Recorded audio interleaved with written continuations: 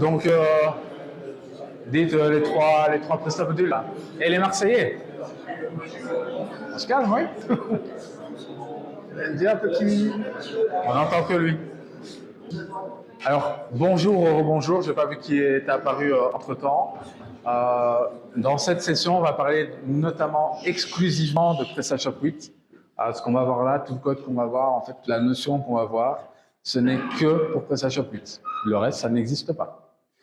L'idée, ce sera en fait de faire des mises à jour de modules via GitHub. Alors, notamment des modules open source dans un premier temps.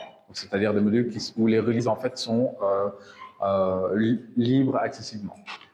Je me représente vite fait pour ceux qui n'étaient pas là. Donc, Jonathan, c'est développeur PrestaShop chez Webika.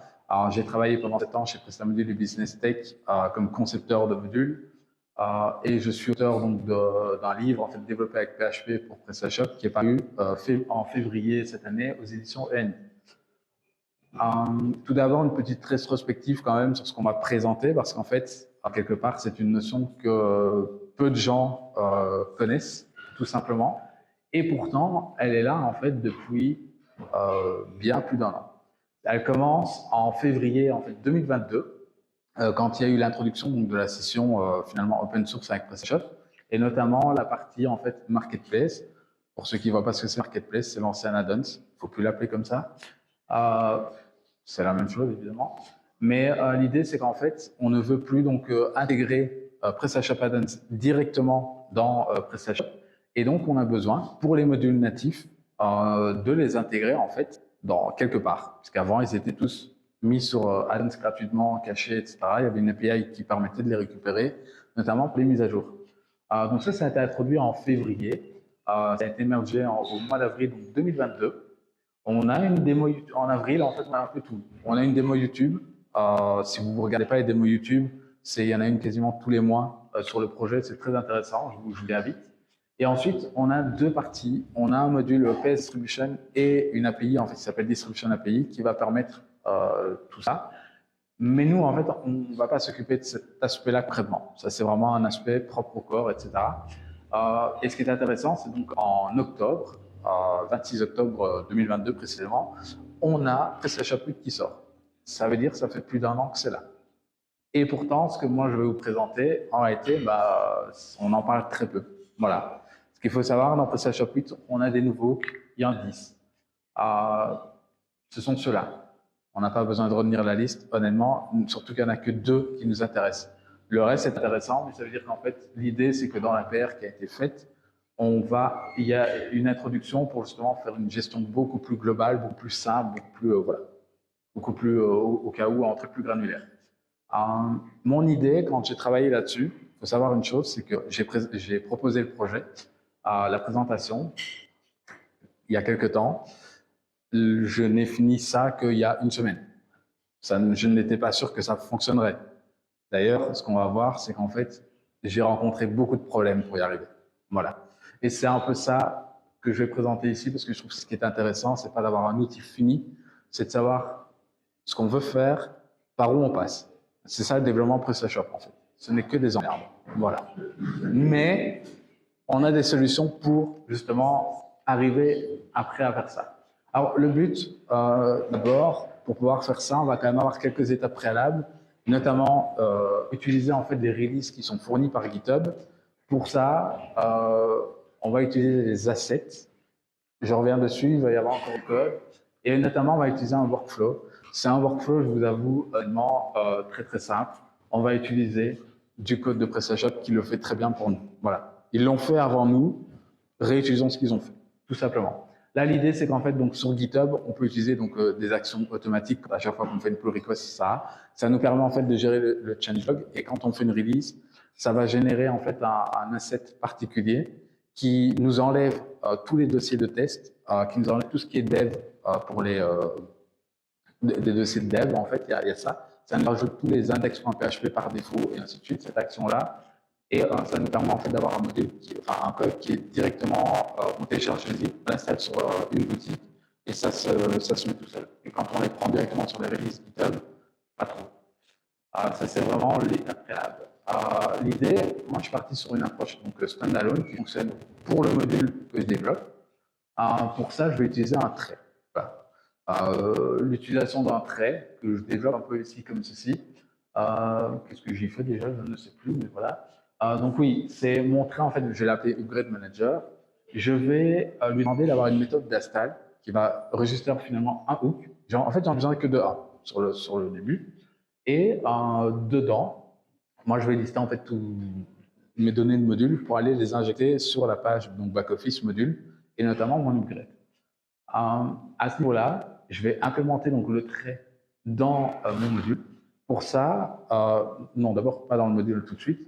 Je continue mon implémentation simplement pour récupérer en fait les données de mon module. Je dois en renvoyer en fait un tableau. Le Action List module en fait récupère un tableau de data. C'est-à-dire qu'on va pouvoir voir aussi, mais on peut mettre un module existant comme un module qui n'existe pas. C'est pas ce qu'on va faire aujourd'hui. L'idée, c'est qu'en fait, donc, je lui renvoie un petit peu des données que je récupère via GitHub. Je récupère en fait la download URL en fonction de mon repo. Pour ça, déjà, on va continuer. Donc, j'utilise toujours un train, hein, ça va récupérer. Je crois que celle-là, elle est en double. Je récupère aussi le changelog. C'est pour ça que j'ai utilisé ma CI en fait juste avant. Elle va me permettre de récupérer ça, de le formater et de l'afficher en fait dans les publications de mise à jour. Maintenant, je vais l'utiliser en fait dans un module, tout simplement. Et tout d'abord, je vais utiliser Composer pour que mon trait soit en fait unique. Parce que le problème, c'est que si mon trait n'est pas unique, je vais avoir des problèmes en fait si je veux l'utiliser sur plusieurs modules. Là, j'ai utilisé l'autoload et ce PrestaShop module. Je le mets en fait dans mon dossier inserc. Simplement, c'est pour ça qu'il faudra voilà, et on peut les fixer. Ensuite, donc je vais utiliser mon trait directement dans le module via un alias. Je fais un use PrestaShop module upgrade module et ensuite dans ma classe, donc mon module s'appelle test, dans ma classe je fais use upgrade manager. En fait, mon alias qui va être intéressant, c'est pour l'install. Parce que dans mon installation, je dois en fait enregistrer un hook. Et je ne peux pas demander quelque part au développeur de dire je vais rajouter ce hook-là et je dois l'implémenter. Moi, je veux qu'il le fasse. Donc, je lui dis j'ai finalement upgrade manager install. La seule contrainte, c'est finalement à l'install, c'est le parent install et on utilise mon alias, tout simplement. Voilà. Ça, je me suis dit, une solution de facilité, c'est une ligne de code. Je suis fainéant. J'espère que vous aussi. On fait très simple. Le problème, c'est qu'on a plusieurs problèmes dans cette approche-là. Tout d'abord, c'est que si on n'est pas authentifié et qu'on veut récupérer les releases sur l'API GitHub, en fait, on est limité à 60 requêtes par heure, par IP client. Ce qui veut dire surtout qu'en fait, si beaucoup de monde intègre ce système-là et qu'on n'est pas authentifié, en fait, à un moment donné, ça va cracher. Donc, ce que j'ai fait, c'est que ça, c'était mon problème dans l'approche. J'ai intégré un cache, un simple cache avec une variable de configuration. Je regarde combien de temps. Au pire, si vous n'avez pas la mise à jour dans l'heure, c'est pas très grave. Ça se refresh, elle arrive plus tard, et puis voilà. Ça, c'est une première approche pour régler ce problème-là. On a une deuxième problématique, et je m'excuse, je vais un petit peu vite parce que le plus intéressant, en fait, arrive après. On a en fait le type meme. Le type meme, quand on fait l'API de GitHub, il renvoie toujours le même type meme, à savoir application TestStream. Et nous, on veut en fait installer un zip. Et quelque part, c'est pas ce qu'on reçoit. Et alors, là où c'est problématique, c'est que dans PrestaShop, on a maintenant en fait ce qu'on appelle des source handlers qui permettent de dire, je vais mettre le code direct. C'est qu'en fait, les source handlers, on en a deux. On a le local et le remote. Ça nous permet en fait d'installer un fichier zip, un module, très très facilement. En fait, PS Distribution API l'utilise en fonction de la source, on lui donne une URL locale ou non, et il va extraire, etc. Il va le faire tout seul. Sauf qu'ils sont très, très bridés, ils n'acceptent qu'un type meme en particulier, et donc on ne peut pas faire. Alors on pourrait se dire, au pire, il y a une solution en fait, si on ne veut pas utiliser un de ces deux-là, si on ne donne pas de source à notre module. On ne lui dit pas, tu vas me le chercher là-bas. Et PrestaShop ne saura pas quoi faire avec. Il va nous dire, je ne peux pas le gérer. Débrouille-toi. Pour ça, en fait, on pourrait utiliser un hook particulier qui justement va nous dire Normalement, je le cite après. Vous avez vu ça, c'est beau. Donc, je mets la source. Et le problème, c'est qu'en fait, j'ai un hook, le action before upgrade module, on pourrait l'utiliser. Problématique, c'est qu'en fait, avant qu'il soit appelé, les hooks du module qu'on veut mettre à jour sont désactivés. Je ne sais pas pourquoi, mais c'est comme ça. Donc, tous les hooks sont désactivés. Il n'y a rien qui va se produire quand on fera une mise à jour. Donc, évidemment, je ne peux pas utiliser mon propre module pour mettre à jour et gérer la source comme j'aurais envie d'aller la récupérer. Deuxième problème, c'est les repos privés. Parce que, en fait, finalement, moi, je vous parle de modules open source. Je suis dans une agence web, on a une multitude de modules. Et en fait, notre besoin, il est là, c'est de gérer quelque part nos repos privés. Donc là, on va utiliser un token, parce qu'il nous faut un token, en fait, justement pour pouvoir faire ça. Je suis parti sur une approche, par exemple, de fichier.env. Voilà, l'idée, c'est pas de le mettre en dur ou en configuration. Ça, c'était juste pour le kiff, parce que j'avais une journée à perdre. Donc j'ai fait ça, l'idée, voilà, on l'envoie, et ça nous permet justement, avec un fichier ARM, de récupérer ça et de gérer également les repos privés. Le problème de tout ça, c'est qu'en fait, c'est quand même lourd de gérer pour chaque module. On a plein de contraintes. Finalement, on doit récupérer. Là, en fait, je pense qu'on a vu dans le code, mais je ne voulais pas expliquer. C'est qu'en fait, ce que je fais alors, c'est que pour la release, je récupère, dès que je vois qu'on arrive dans le list module, en fait, je vais télécharger moi la release en local. Voilà, je la là et je lui donne la source. Finalement, je lui dis, elle est locale. Mais ça m'ennuie en fait de récupérer l'ensemble des releases de modules si on n'a pas envie de faire de mise à jour et de l'utiliser. Donc, je suis parti en fait de sur finalement un clone de PS Distribution, qui est un module de distribution, qui lui, en fait, pourquoi d'abord on le fait, c'est pour ça surtout. On ne peut pas utiliser une source distante qui vient directement d'une URL en fait GitHub. Il y a des conditions, c'est qu'on est obligé d'embarquer un trait, de modifier un petit peu son code. C'est pas vraiment ce qu'il y a de mieux. Et en plus, on doit éventuellement le préfixer pour pas qu'il rentre en conflit avec d'autres modules existants. Il faut gérer un token pour chaque fois qu'on veut rajouter, il faut mettre le fichier env dans le module, etc. Voilà. Pour les tokens, c'est vraiment pas ce qu'il y a de mieux. Le truc. Ce qu'on va faire, c'est qu'en fait, au lieu d'utiliser un trait, déjà, on va utiliser un service. Parce qu'en fait, on va faire un module à part. Au lieu de l'embarquer dans un module, on fait un module à part. Et on va s'appuyer dessus. Donc là, puisqu'on parle de PrestaShop 8, utilisons les services Symfony. Et pour ça, je vous mets notamment un exemple, mais je ne vais pas l'expliquer, ça fera l'objet d'un article plus tard. On va utiliser PrestaShop Circuit Breaker, qui est utilisé dans PS Distribution, voilà, qui est natif en fait dans PrestaShop. Je vous en parle vite fait 2 secondes, mais je vous jure, ce serait intéressant un jour de me suivre sur les réseaux pour voir ça, qui est arrivé en 1.7.7 et qui permet en fait justement de faire des calls API sans forcément casser en fait la boutique si on doit attendre l'API. C'est-à-dire que si on n'y arrive pas, si on doit accéder quelque part, une banque ou autre, on peut gérer et vraiment faire ça. Mais je ne vais pas présenter totalement le truc. Je configure donc mon service en lui donnant mon nom de classe. Je lui donne donc le circuit breaker. Je vais lui donner un source handler, qui est voilà, ça c'est comme ça. Et je lui donne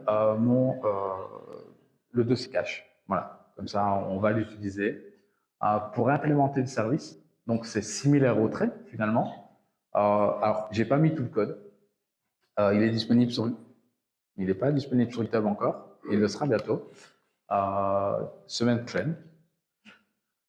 C'est vraiment similaire, c'est juste que voilà, c'est un service au lieu d'avoir un trait. On va rajouter un token GitHub.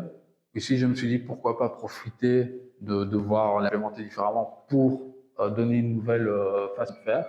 Alors, je vais utiliser les variables chiffrées dans Symfony. En fait, je ne sais pas si vous les connaissez. Moi, je vous avoue, j'ai découvert ça mardi passé. Voilà. Que je faisais ceci, je me suis dit autant la rajouter. L'idée, c'est qu'en fait, donc, au lieu d'avoir des fichiers d'environnement, au lieu d'avoir une variable dans la table configuration, j'utilise les secrets et c'est vraiment une variable qui est encryptée en fait. C'est une donnée encryptée. Je trouve que c'est très intéressant pour les tokens et évidemment GitHub.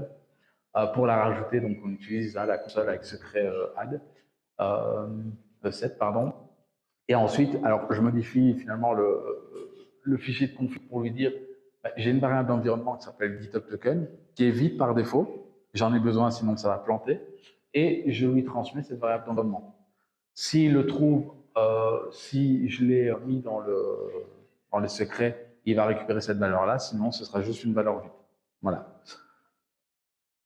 Donc là, je vais utiliser mon token que je passe, donc je monte le code plus vite. Donc je modifie en fait mon service, mon trait si vous voulez au départ, simplement pour passer mon GitHub token en paramètre et que je vais réutiliser ensuite. Et ici, ce code-là sera disponible. J'ai encore un tout petit peu modifié, c'est-à-dire que je vais passer d'abord dans le env à la racine. Je vais quand même regarder si éventuellement on n'a pas mis un GitHub token là. Sinon, je prends celui que j'ai et sinon le point env directement dans le module. Voilà, comme ça on peut vraiment gérer où on le veut en fonction de. Le problème de ceci, en fait, c'est pour la découverte des modules parce que finalement, moi je dis, ok, on va gérer les modules, mais comment est-ce que je sais que mon module de distribution doit gérer quelque part tel repo GitHub? En fait, j'en sais rien. Je peux pas le savoir. Et je peux pas savoir non plus si je peux essayer éventuellement de le faire et si je dois le faire surtout. Donc l'idée, c'est qu'il va falloir découvrir les modules. Pour ça, on aura un listing de modules pris en charge. Alors, j'ai modifié mon service. J'aurais pu aller taper un tableau directement dedans. Le problème, c'est si je mets un tableau en dur, je dois à chaque fois mettre à jour le module d'upgrade pour savoir qui finalement l'utilise ou pas. J'avoue que c'est pas hyper pratique, c'est pas hyper sexy. L'idée, beaucoup de code pour rien. Ce qui va m'intéresser, c'est ce que j'ai mis ici. Donc, c'est le Action Register GitHub Upgrade. Cherchez pas, c'est pas un hook qui existe. C'est tout nouveau, ça fait partie du module. L'idée, c'est qu'on va se baser dessus pour la découverte des modules. Ça veut dire que maintenant, dans mon module qui gère l'auto-upgrade, qui va pouvoir se mettre à jour, en fait, j'ai juste plus qu'à faire ça. J'utilise mon hook et je lui renvoie un tableau avec mon nom et le nom de repo en fait qui correspond à ça. Voilà. Et là, à ce moment-là, mon module de distribution est au courant qu'il doit gérer les mises à jour de ce module-là sur tel repo. Évidemment, on a un problème avec ça, c'est que GitHub ne nous permet pas à la release de dire compatibilité des modules, etc. Si c'est 1.7.6, 1.7.8, ce qu'on veut. Donc ça, on ne l'a pas, évidemment. Il n'y a pas de vérification, en tout cas dans mon système. Ça pourrait se rajouter, on pourrait le faire. Moi, je ne l'ai pas fait, tout simplement. Après, ça, donc, voilà, ça fonctionne comme ça, très honnêtement. C'est aussi bien pour les repos privés ou pas. J'avoue que je n'ai pas de démo de capture. Je ferai vraiment les GitHub pour. Et pour aller plus loin, parce que là, finalement, alors on gère quelque part tout ça et tout. En fait, ce projet-là, il sort, ça fait 1 an que je penche dessus. Et l'idée, c'est qu'en fait, on pourrait imaginer faire en fait une marketplace, simplement. Voilà, on pourrait imaginer qu'au lieu d'utiliser les repos GitHub, parce que là, c'est très étroitement lié à GitHub, mais pour ceux qui ont Bitbucket, GitLab et autres, ça marche plus. Il faudrait modifier un peu les sources. L'idée, c'est qu'en fait, on peut utiliser finalement une API externe qui, lui, nous renvoie en fait ces données-là. C'est l'API qu'on modifie et alors on peut la gérer finalement comme on veut, que ce soit un site, imaginons, moi, il y a des éditeurs de modules qui ont leur propre site de vente en ligne, ils pourraient dire pour tel module, et qui mettent parfois des modules gratuits, pourraient dire, moi, je publie une mise à jour, je veux qu'elle soit disponible pour les personnes qui l'ont déjà téléchargée, hop, là-dessus, l'API récupère des informations et voilà, l'idée, c'est de faire ça. On pourrait faire ça, donc l'utilisation d'API externe pour ça. Et on pourrait donc imaginer faire la découverte des modules qui ne sont pas installés. Parce que là, on a beaucoup parlé de mise à jour de modules. Et j'ai vraiment précisé exprès dans le titre pour ça, c'est qu'en fait, on ne parle pas d'installation. Mais on peut le faire, finalement. Puisqu'en fait, une installation, c'est juste lui dire, moi, je connais ce module-là, on pourrait t'installer, en fonction de plein conditions. On lui donne la source et ça fonctionne exactement pareil. On lui donne, en fait, simplement, c'est juste que ça n'existe pas, on lui donne des informations. Et voilà, s'il n'existe pas, il sera affiché dans la liste et puis c'est tout. Ce matin, j'ai publié l'article qui fait 30 pages PDF, qui fait tout ceci, et qui est donc accessible via ce QR code. Je vous le laisse parce que juste après, normalement, c'est la slide de remerciement, si je ne dis pas de bêtises. Et j'ai fini puisque le temps s'achève, quoi qu'il arrive. Donc, je vais juste quand même regarder s'il n'y a pas une slide après, mais puis je vous voilà. C'est là ce qui me semblait. Je ne sais pas si vous avez des questions, il vous reste 4 secondes.